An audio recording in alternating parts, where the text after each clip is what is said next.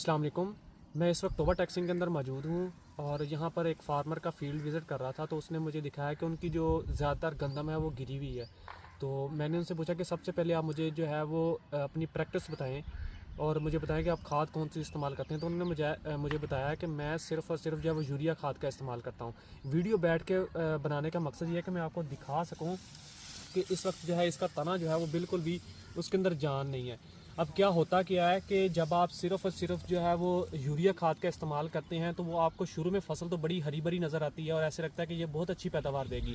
लेकिन जैसे ही इसके ऊपर सिट्टा बनता है, मार्च का महीना का इख्तिताम की तरफ आता है, तो जब भी कोई तेज़ हवा बारिश चलती है तो आपकी फसल जो है वो गिर जाती है। इसलिए हम जो है हर फसल के अंदर ही मतवाज़न खादों के इस्तेमाल को रिकमेंड करते हैं कि आप अपनी फसल के अंदर मतवाज़न खादों का इस्तेमाल करें। सिर्फ यूरिया खाद ही नहीं है, इसके साथ जो है आप डीएपी भी इस्तेमाल करें और पोटाश भी इस्तेमाल करें।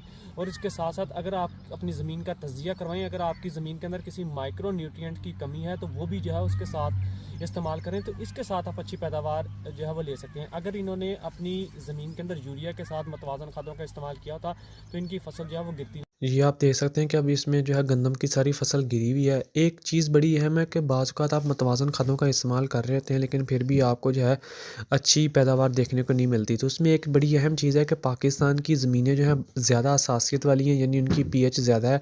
तो जब पीएच ज़्यादा होती है तो वहाँ पे आप जितना मर्ज़ी फर्टिलाइज़र डालते जाएँ तो वो पौधों को अवेलेबल नहीं होता।